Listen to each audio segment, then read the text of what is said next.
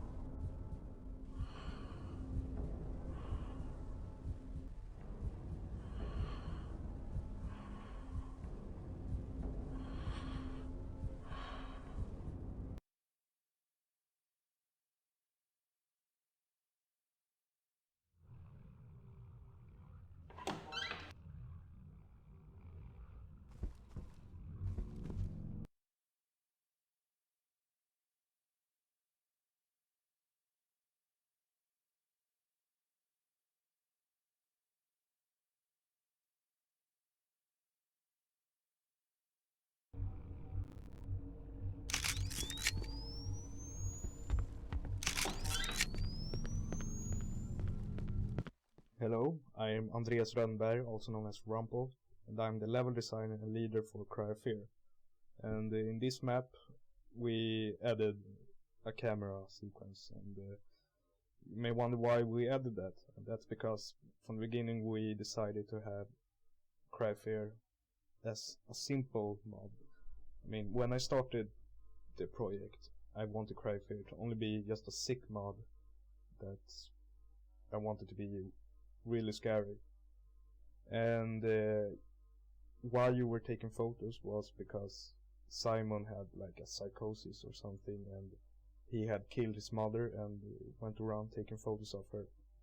But we scrapped that later on, and we decided to just have this sequence to be a nice little thing, because having this sequence is scary because it makes you unable to know what will happen when you take photos. And I like that.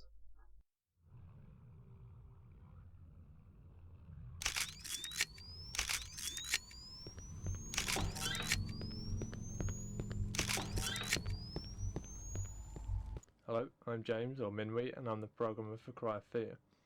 This nightmare level is pretty interesting, although it's by no means technically sophisticated. Like the rest of your weapons, your camera is shooting out invisible bullets, so to speak.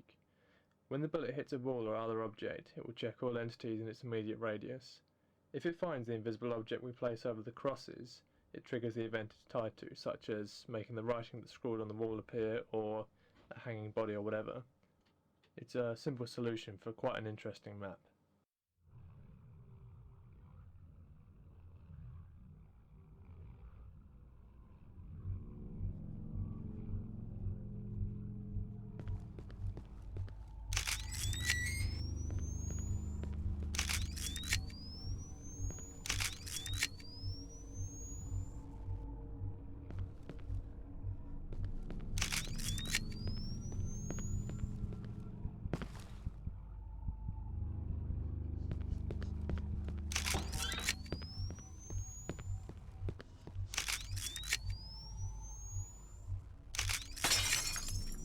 Beta testing this mod was more than I asked for during the final stages of development.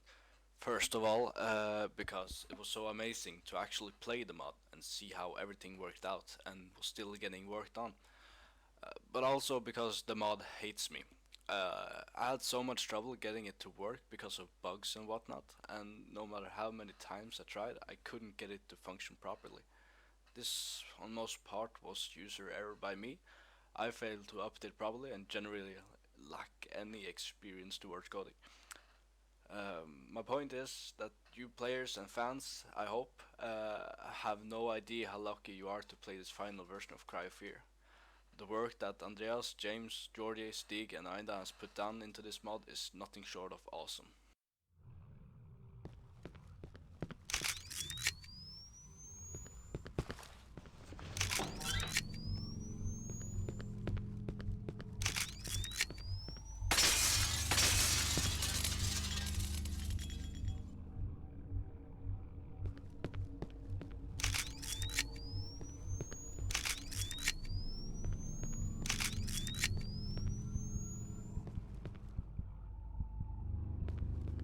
Hi, this is Stig, aka Dragonnor speaking, and I voice act Simon in Cry of Fear.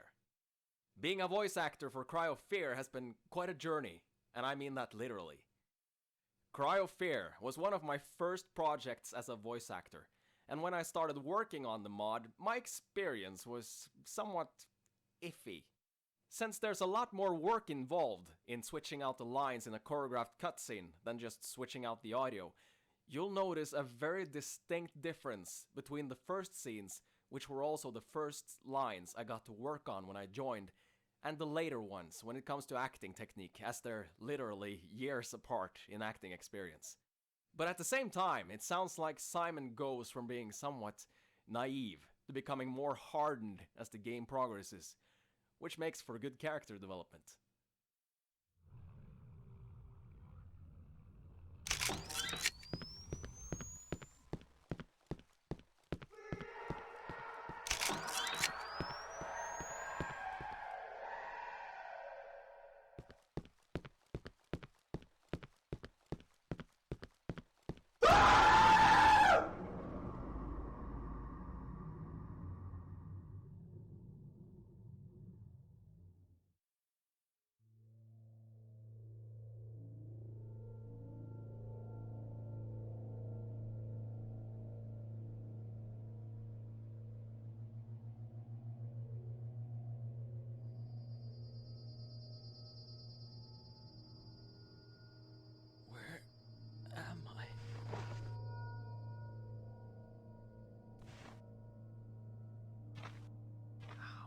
did I get here?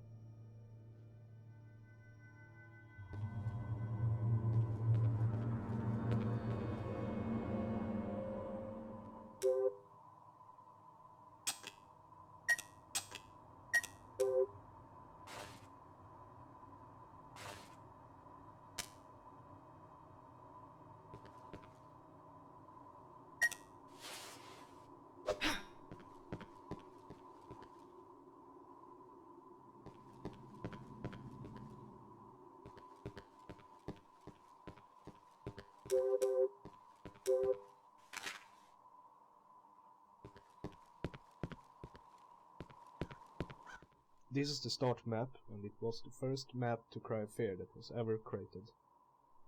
From the beginning it was just using simple looking Half-Life textures with very low resolution, and later on I went to my capital city, Stockholm, where I went around taking photos and made my own custom textures to make it look really like Stockholm and have a really photorealistic look.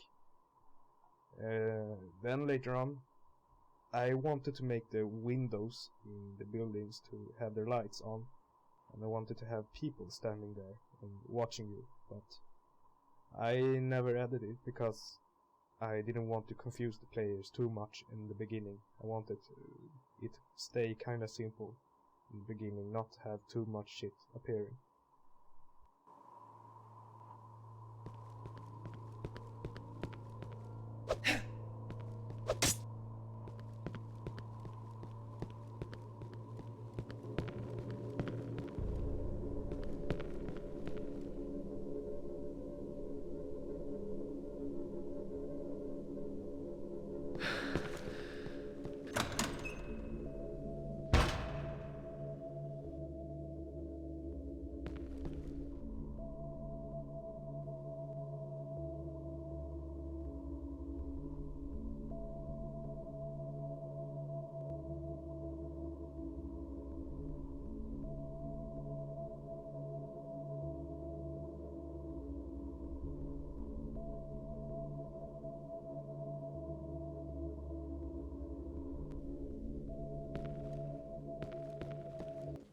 Very early on in development we decided we wanted to have extensive unlockables.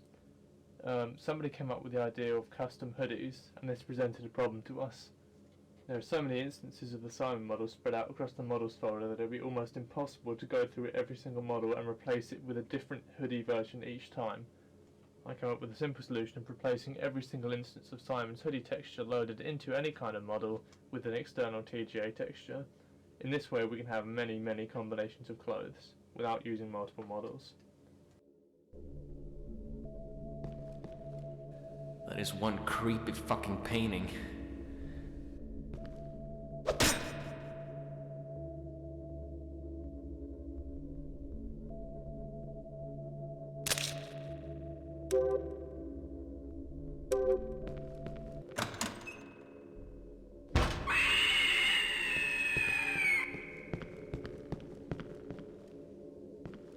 This padlock puzzle is one of my favourites in the mod, because it's so intricate. It relies on many variables. As you may have noticed, the number is actually randomly generated from 11111 to 9999. So that means you can't just play through the mod and then remember what the previous combination was next time you play through. As you well know, this puzzle relies on a couple of things: gathering the username and the password, which aren't quite randomly generated, but the username and password is picked from 32 different usernames and 32 different passwords, and they can be combined. Again, so you can't just play through the mod and do the puzzles without, actually properly doing it.